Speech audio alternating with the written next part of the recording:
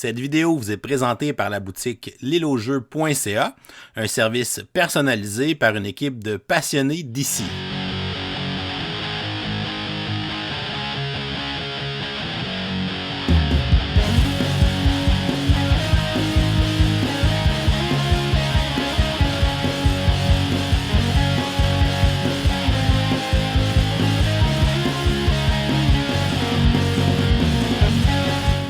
Les gamers, bienvenue après ça à Board Game, j'appelle David. Aujourd'hui à Board Game 101, je vous présente le jeu Festival, un jeu qui a été édité en 2024 par l'éditeur québécois Scorpion Masqué.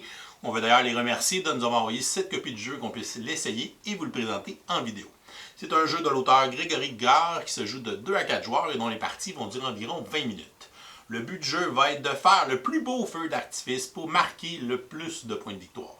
C'est un jeu de recrutement de jetons et de placement de tuiles dans lequel on va placer des jetons de feux d'artifice de différentes couleurs ou de différents motifs pour tenter de les positionner sur notre plateau personnel et de reproduire des motifs, des cartes d'objectifs qui vont nous permettre de marquer des points. On va aussi tenter de remporter des tuiles spectateurs qui est une course aux objectifs avec les autres joueurs. Donc, Festival, je vous montre comment on joue et ensuite je vous dis ce que j'en pense. Et comme on est lundi, on vous donne une question du jour pour participer à notre concours du lundi pour le mois de mars 2025. On va installer une partie pour 3 joueurs. Premièrement, on va séparer les cartes objectifs pour former 4 pioches de 7 cartes chacune qu'on va placer face visible sur la table. On va ensuite lancer les tuiles spectateurs dans les airs pour les placer sur un côté de façon aléatoire et on va les disposer sur la table au-dessus des cartes objectifs. Les joueurs vont se choisir une couleur et recevoir leur plateau individuel. Ils vont pouvoir choisir un des deux côtés selon la ville qu'ils veulent représenter dans le bas de leur plateau, mais mécaniquement, les deux côtés sont identiques. Les joueurs vont aussi recevoir de la même couleur leur carte objectif de départ qu'ils vont placer dans la partie gauche de leur plateau personnel et ils vont choisir un des deux côtés de cette carte au hasard. Ils vont aussi recevoir les 16 jetons feu d'artifice à leur couleur qu'ils vont mélanger et qu'ils vont placer sur une pioche face visible du côté gauche entre eux et leurs voisins. Et finalement, on va déterminer un premier joueur au hasard et on va lui remettre le jeton premier joueur. Une partie de festival se joue à tour de rôle. À son tour, les joueurs vont effectuer une action, soit aller chercher un jeton feu d'artifice dans une des piles qui est à leur gauche ou à leur droite pour la placer sur leur plateau personnel pour tenter de reproduire les motifs de leur carte objectif. Ou bien les joueurs vont aller se choisir de nouvelles cartes objectifs qu'ils vont placer dans la zone des objectifs non accomplis et vont tenter dans les tours futurs d'aller chercher les bons jetons et de les positionner au bon endroit pour accomplir ces cartes objectifs. Ils vont aussi tenter de réussir les objectifs demandés par les tuiles spectateurs, qui sont des objectifs qui peuvent seulement être réussis par un seul joueur pendant la partie et qui vont donner des bonus de points. On va continuer la partie jusqu'à temps qu'on déclenche la fin de la partie et à ce moment-là, on va passer au décompte final des points et le joueur qui aura le plus de points sera déclaré vainqueur. À son tour de jeu, un joueur va effectuer une des deux actions possibles. Premièrement, il peut aller se chercher une carte objectif parmi une des 4 piles dans le marché et l'ajouter à sa zone d'objectifs non accomplie à la gauche de son plateau personnel. Donc, par exemple, le joueur pourrait prendre la carte objectif qui est ici et aller la placer dans sa zone. Un joueur peut avoir un maximum de 6 cartes objectifs non accomplies dans sa zone. Si jamais une des pioches de cartes objectifs est épuisée, alors les joueurs ont simplement moins de choix parmi les cartes objectifs pour choisir celles qu'ils veulent. La deuxième action possible est d'aller prendre un jeton de feu d'artifice dans une des 2 piles autour de nous. Donc les joueurs ont une pile entre eux et chacun de leurs adversaires autour de la table. Donc ce sont les 2 piles où on peut aller recruter des jetons pour pouvoir les placer sur notre plateau personnel. On a seulement accès au jeton qui est sur le dessus de chacune de nos 2 piles. Donc le joueur pourrait décider de recruter le feu d'artifice bleu et il peut ensuite aller le placer sur n'importe quelle case de son plateau personnel. Il n'y a pas de règle de placement à suivre pour pouvoir placer nos jetons sur notre plateau personnel. Donc si je veux placer un jeton, je peux le placer sur n'importe quelle case, qu'elle soit vide ou qu'elle soit déjà occupée par un autre jeton. À ce moment-là, je viens seulement placer le jeton par-dessus pour les empiler les uns sur les autres. Par contre, les jetons qui sont cachés ne compteront plus pour faire les motifs de nos cartes objectifs. Ce sont seulement les jetons qui sont visibles sur le dessus de nos 9 cases de notre plateau qui vont nous servir à reproduire les motifs des objectifs pour tenter de marquer des points. À la fin de son tour de jeu, un joueur va aussi vérifier s'il a réussi à accomplir les motifs de ses cartes objectifs et il va aussi vérifier s'il a réussi à obtenir la condition d'une tuile spectateur. Pour accomplir les objectifs, on doit accomplir le motif qui est indiqué sur la carte et il doit être représenté sur notre plateau personnel. Les joueurs ont le droit de faire des rotations de 90 degrés avec leur carte objectif pour pouvoir valider les motifs de ceux-ci. Par contre, on ne peut pas incliner les cartes en diagonale pour pouvoir placer les motifs sur notre plateau. Donc ici, si je fais une rotation sur cette carte objectif, on voit ici que j'ai 2 feux d'artifice bleus suivis d'un feu d'artifice jaune en positionnant ma carte dans cette direction. Donc l'objectif à ce moment-là serait accompli. On va donc aller placer du côté droit de notre plateau personnel dans la zone des objectifs accomplis. À mon prochain tour de jeu, je pourrais prendre le feu d'artifice qui est ici et aller le placer à cet endroit sur mon plateau. Ici, j'ai réussi à avoir 2 feux d'artifice jaunes qui sont identiques, même couleur et même motif, ce qui est demandé par l'objectif qui est là. Je peux donc le valider et aller le placer dans ma zone des objectifs accomplis. Au tour suivant, je pourrais recruter le feu d'artifice rouge et aller le placer sur cette position, ce qui me permettrait d'accomplir la carte objectif qui est ici, qui est d'avoir un feu d'artifice rouge qui est à côté d'un feu d'artifice de ce motif, donc celui-là, et qui doit être au moins sur un 2e étage, tel qu'indiqué par le symbole sur la carte objectif. C'est le cas ici, il est sur le 2e étage. Je peux donc valider cette carte objectif et la placer dans ma zone d'objectif complétée. Pour les tours suivants, je vais aller placer des feux d'artifice sur les emplacements libres de mon plateau, de cette façon à remplir chaque emplacement, ce qui va me permettre d'aller recruter des tuiles spectateurs. Donc ici, la tuile spectateur me demande d'avoir placé au moins un jeton sur chacune des 9 cases. Si je suis le premier à le faire, je vais aller réclamer à la fin de mon tour cette tuile que je vais placer dans le haut de mon plateau personnel et qui va me rapporter 2 points en fin de partie. De plus, j'ai aussi réussi la tuile spectateur d'avoir 4 jetons visibles d'une seule couleur. Donc ici, j'ai 4 jetons rouges. Je peux donc aller réclamer aussi cette tuile spectateur à la fin de mon tour de jeu. Une fois qu'un joueur a gagné des tuiles spectateurs, il va les conserver jusqu'à la fin de la partie. Les autres joueurs ne peuvent pas lui voler. C'est donc le premier joueur à accomplir l'objectif de chaque tuile spectateur qui va la gagner et qui va marquer les points représentés sur la tuile à la fin de la partie. Et on va continuer à alterner les tours de jeu jusqu'à temps qu'on déclenche une des conditions de fin de partie. Premièrement, si un joueur atteint sa 6e carte d'objectif complétée, cela va déclencher la fin de la partie. Ou bien si une des piles de jetons feu d'artifice entre les joueurs est épuisée, cela va aussi déclencher la fin de la partie. Lorsqu'on déclenche la fin de la partie, les joueurs vont continuer à prendre des tours de jeu jusqu'à temps qu'on se rende au joueur qui est à droite du premier joueur pour s'assurer que les joueurs auront joué le même nombre de tours de jeu pour la partie. Et ensuite, on va passer au décompte final des points. Premièrement, les joueurs vont comptabiliser les points de leur carte objectif complétée. Donc ici, ça me fait un total de 23 points pour mes 6 cartes objectifs complétées. Les cartes d'objectifs non complétées ne donnent pas de points, mais ne donnent pas non plus de pénalité. On va ensuite cumuler les points de nos tuiles spectateurs remportées. Donc ici, j'ai 2 tuiles spectateurs à 2 points chacune pour 4 points.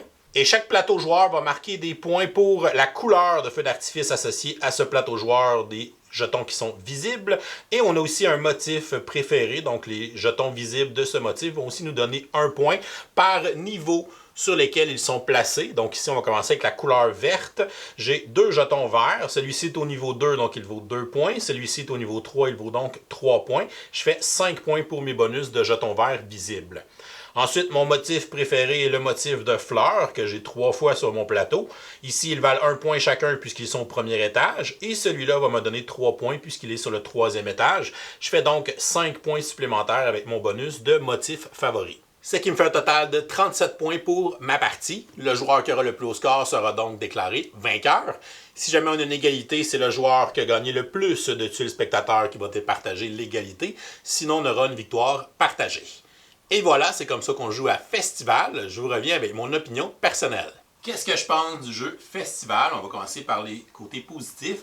Premièrement, sur les plateaux joueurs, j'aime beaucoup le style visuel et aussi qu'on a fait des villes connues du monde. Donc ici, c'est le plateau où on voit Paris. On voit évidemment des landmarks reconnaissables comme la Tour Eiffel, le Louvre, etc. Puis on a évidemment le plateau de Montréal, comme c'est un jeu qui a été conçu à Montréal. On a le stade olympique et tout ça. Fait que c'est vraiment un beau petit clin d'œil artistique. Pour le style aussi, ça ressort bien aussi les couleurs sur un plateau noir. Fait que c'est vraiment efficace, vraiment simpliste comme visuel, mais ça fait très bien le boulot. Côté matériel, j'aime vraiment l'épaisseur des jetons de carton. Donc les jetons de feu d'artifice sont vraiment épais. Donc ça se manipule bien, ça s'empile bien, ça se manipule facilement aussi. Quand on veut les empiler, les enlever, tout ça, ça tient bien parce qu'ils sont pesants. Donc c'est vraiment une bonne composante de jeu en carton. Un beau standard, les tuiles, même principe. Donc on a toute la même épaisseur de carton pour ces composantes-là qui utilisent du carton. Fait que c'est vraiment une belle production à ce niveau-là. Ensuite, pour le côté gameplay, c'est évidemment un jeu assez simple, donc pas beaucoup de règlements, ça s'apprend vite. C'est un jeu qu'on fait une action à notre tour, soit aller chercher une carte objectif, soit aller chercher un jeton sur une des deux piles à côté de nous. Fait qu'on n'a pas tant d'options ça. C'est un jeu qui va rouler bien selon, peu importe le nombre de joueurs en fait qu'on va être, qu'on soit 2, 3 ou 4, ça va vraiment avoir tout le temps un bon tempo parce que ça se veut un jeu qui est court, qui est rapide. Un jeu qu'on peut aussi enchaîner les parties après en avoir joué une pour faire notre revanche et ainsi de suite, avec toutes les petites qualités qu'on retrouve à l'intérieur de ce petit jeu-là. Pour moi, c'est un jeu très filler, donc un jeu qui justement remplit bien ce rôle-là parce qu'il est facile à expliquer, rapide à jouer, puis qu'on peut justement le montrer un peu à n'importe qui. Donc c'est un jeu qui n'a vraiment pas un haut niveau de complexité, fait que c'est un jeu qui est ultra accessible. Le livret de règles est bien construit, c'est bien écrit aussi. C'est facile de s'y retrouver. On a même un petit glossaire à la fin pour justement les objectifs des tuiles spectateurs. On a aussi 2 pages pour expliquer les différents types de cartes objectifs. Fait qu'on retrouve facilement l'information dans ce petit livret-là qui est bien construit et qui a aussi des exemples à l'intérieur. J'aime aussi dans le design qu'on n'ait mis aucune restriction de placement pour nos jetons. Donc on va chercher un jeton puis je peux placer sur n'importe quelle de mes cases, que j'ai des jetons ou pas. On peut les empiler. Il n'y a pas de limite d'empilade non plus.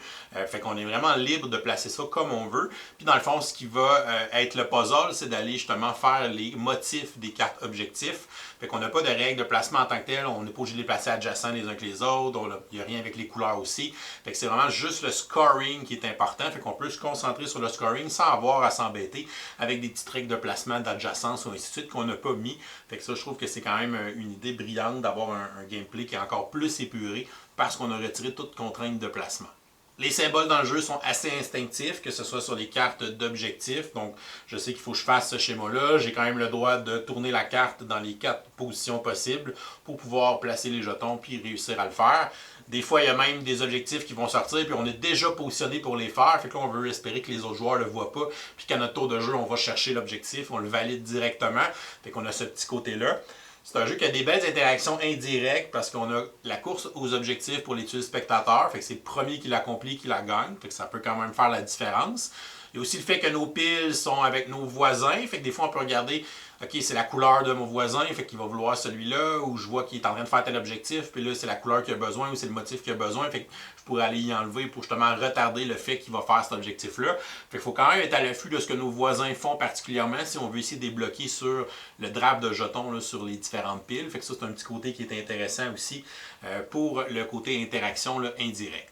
Et même chose avec les cartes d'objectifs. Puis aussi, si on est à l'affût de ce que les autres font, des fois on voit une carte qui sort, qui lui est déjà positionné pour la faire, la scorer, fait que je pourrais l'y enlever. Fait qu'il faut vraiment regarder un petit peu ce qui se passe autour de nous si on veut être un peu plus stratégique dans nos choix, puis pas juste penser à notre puzzle, mais essayer justement là, de mettre des bâtons dans les roues de nos adversaires. Tantôt, j'ai dit que l'iconographie était instinctive. Ils ont aussi pensé à faire des symboles pour les daltoniens. Donc, on a les symboles qui sont au verso, l'étoile, le rond, le triangle, etc. Ils sont associés à une couleur. On les retrouve aussi de l'autre côté pour savoir c'est quelle couleur. Donc, ici, c'est le cercle bleu. Fait que je sais que le cercle, c'est les jetons bleus. Donc, quelqu'un qui aurait de la misère à différencier les couleurs pourrait être assez fonctionnel à ce jeu-là, je pense. Fait que justement, les jetons sont assez gros. On voit quand même bien les symboles pour le daltonisme. Fait que ça, c'est très intéressant d'avoir pensé à ça. Pour les fans de statistiques, comme chacune des piles entre les joueurs est composée de 16 jetons, on a donc 4 motifs différents et 4 couleurs différentes. On a donc une combinaison de chaque motif et chaque couleur dans chaque pile de 16. Donc, quand je veux faire un objectif d'avoir 2 jetons identiques, il faut obligatoirement que j'en ai un qui vienne de chacune des piles. Fait qu'il faut vraiment être à l'affût de ce qui va sortir pour pouvoir réussir à les accomplir. Aussi, le jeu est disponible sur BGA, donc si jamais vous voulez l'essayer avant de vous le procurer, vous pouvez aller l'essayer gratuitement sur cette plateforme en ligne. Pour les côtés négatifs, pour le matériel, je trouve que le plateau joueur il est vraiment mince, donc la qualité n'est pas très bonne. J'aurais aimé ça qu'on garde un petit peu le même standard que le reste des jetons, fait que ça c'est une composante qu'on aurait pu améliorer. Même chose pour les cartes, là, je les trouve assez minces, assez fragiles. C'est sûr qu'on les manipule pas, fait que c'est moins peu qu'un jeu justement on brasse beaucoup les cartes ou on les mélange souvent, fait qu'on fait juste les positionner au début de la partie, puis après ça on les prend, on les met devant nous, fait qu'il n'y a pas vraiment de grosse manipulation, donc on espère que ces cartes-là vont nous durer, mais la qualité est quand même assez faible. C'est un jeu de puzzle, de reproduction de motifs qui est très abstrait. Donc oui, on a mis un thème avec des feux d'artifice. beau visuel, des belles couleurs, mais au final, on ne ressent pas du tout le thème. Donc, c'est vraiment un jeu qui est plaqué. Donc, on ne ressent pas le thème. On n'a pas d'expérience thématique après avoir joué. J'ai pas l'impression d'avoir fait un spectacle de feu d'artifice. Donc, c'est vraiment axé sur les mécaniques, le puzzle, plus que l'expérience thématique. Et on n'a pas de mode solo officiel dans la boîte de jeu. Donc, je ne sais pas si c'est quelque chose qui va sortir dans le futur ou que des gens ont fait une version fan-made. Donc, pour l'instant, il n'y a pas de mode solo officiel dans la boîte de jeu. Pour un jeu de type puzzle, je pense que c'est quelque chose qu'on aurait pu facilement mettre en place. Somme toute, festival, je vais lui donner une note de B. Donc, un bon petit jeu, c'est quelque chose qu'en le jouant, on fait comme « Ah oui, on a vu telle chose dans tel autre jeu. » Donc, c'est un jeu qui nous fait penser à plein d'autres affaires qu'on a déjà vues, mais qui reprend ces différents éléments et qui le fait de façon simple, de façon efficace. Donc, un jeu qui va se jouer rapidement, qui s'explique facilement, un jeu qui est facile à traîner dans des soirées d'animation, un jeu qui peut faire un bon petit filler parce que ça reste un puzzle intéressant, qui réussit à avoir aussi une belle dynamique avec des petites interactions indirectes qui sont sympathiques avec la course à objectifs, le fait d'aller prendre des cartes objectifs avant les autres, de prendre les jetons sur les piles avant nos adversaires quand ils en ont vraiment besoin. Il faut quand même être à l'affût un petit peu des casse-têtes des autres si on veut essayer de leur mettre des bâtons dans les roues. Fait que ce petit côté-là est quand même bien sympathique à l'intérieur du jeu. Et on n'a justement pas de règle de placement sur notre plateau, fait qu'on peut vraiment se concentrer, se focusser sur nos objectifs et notre scoring, tout en essayant de ramasser les jetons de notre couleur ou de notre motif favori pour marquer des points bonus. Donc un jeu qui est simple et efficace. Et voilà, c'est tout pour aujourd'hui. Oh, c'est vrai, comme on est lundi, on va donc vous donner une question du jour pour participer à notre concours du lundi pour le mois de mars 2025. Dans lequel vous pourriez gagner le jeu Rebelle Princesse, un petit jeu de clés assez original. Donc la question du jour est la suivante. Quel est votre jeu favori de l'éditeur Scorpion Masqué? Vous nous écrivez la réponse en commentaire YouTube sous la vidéo pour enregistrer votre participation. Et si vous nous supportez sur Patreon pour au moins 5$, vous aurez aussi une participation automatique à chaque lundi. Donc bonne chance à tous pour ce concours. Si vous n'êtes pas encore abonné à la chaîne, vous pouvez le faire en cliquant le petit bonhomme ici en bas de l'écran. Sinon, vous pouvez nous suivre sur Facebook ou Instagram à Professeur Board Game. Et si vous aimez les vidéos ou les podcasts qu'on fait, vous pouvez nous supporter sur notre page Patreon pour nous faire des petits dons, ce qui vous donne aussi accès à notre serveur Discord. Je vous souhaite à tous une excellente fin de journée et continuez de gamer.